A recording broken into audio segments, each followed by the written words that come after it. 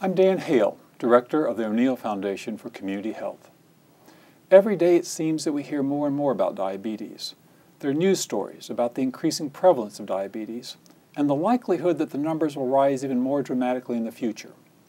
To help us learn more about diabetes, I have with me Dr. Annabelle Rodriguez, Director of the Diabetes Management Service at Johns Hopkins Bayview Medical Center and Associate Professor of Medicine at the Johns Hopkins University School of Medicine.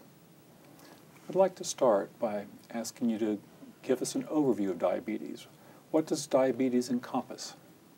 So diabetes, it's diabetes mellitus. The diabetes mellitus really for sugar, really reflects the fact that there's an elevated blood sugar. The way I like to describe it for patients is that in this room, for instance, imagine that this is a cell in your body, make it a muscle cell. And the cell requires this sugar for metabolism. It's like the muscle is a factory and it needs this fuel source. And in the hallway is the bloodstream, and that's where the sugar comes from. And insulin opens up the key or opens up the door for the glucose to come into this room, into the muscle cell. But in diabetes mellitus, commonly just diabetes, whether type 1 or type 2, there's a real problem with either the way there's a sufficient amount of insulin or the way insulin acts, such that the blood sugar is high in the outside in the hallway, in the bloodstream, and the muscle itself isn't getting enough of that glucose for what its needs are. And that's where the problem starts. So first, simply, diabetes mellitus is a problem with elevated blood sugars. Now, there's more than one type of diabetes mellitus. Yes. Can you go through those? Sure. So type 1 very typically happens in someone who's younger than 40 years of age. But again, I don't want to say that that's absolute, but that's kind of typical. Those type of patients have loss of insulin production from the cells in their pancreas. Now the pancreas, for your audience, is really snuggled up right against the stomach. And as we eat certain foods, the insulin gets released from the pancreas from these cells called beta cells. Well, in type 1 diabetes, those beta cells aren't working, and so there's no insulin production. That's really very problematic for those kind of patients because then they can develop ketones or these kind of acid bodies in their bloodstream, and it's very detrimental. So type 1 diabetes, younger than 40, they tend to be thinner. It's called an autoimmune disease. Their beta cells don't produce insulin. They require insulin only.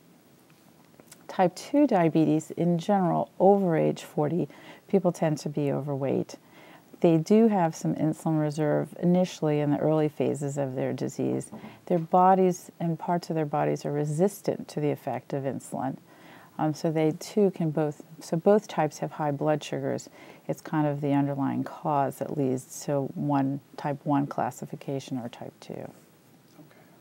Now, I hear about prediabetes. Can you give a little explanation of that? Absolutely. So what happens with prediabetes, now it's termed metabolic syndrome, sometimes cardiometabolic, but it's good to think of it as prediabetes. And there are risk factors and even long list of things that classifications for screening people. So if there's family history for diabetes, hypertension, high triglycerides or high fats in the bloodstream, if a woman has given birth to a child who's over 9 pounds weight at the time of birth, gestational diabetes is at risk for diabetes, and women with polycystic ovarian syndrome who may have abnormalities in their menstrual cycles beginning of kind of mid-adolescence. They can have prediabetes, and based on classification, if diabetes is described as a fasting blood sugar over 126, at least on 2 separate occasions, then prediabetes for a fasting blood work, and that means overnight, no source of calories, whether in food or in beverages, because some people sometimes get confused and don't realize that even if they haven't had a solid meal, if they're drinking orange juice, that it has calories in it. So overnight fast, no source of calories whatsoever. A normal blood sugar should be less than 100. Between 100 and 125 is an impaired fast. And then you can do measurements of the glucose after a challenge or after a meal. And in general, that post-meal challenge blood sugar should be less than 120 in absolutely normal conditions. If it's between 140 and 200, we call that impaired glucose tolerance. So it's kind of this borderline or this continuum from very normal blood sugars to frank diabetic numbers. That's the prediabetes. And that's a sizable population in the United States that has prediabetes.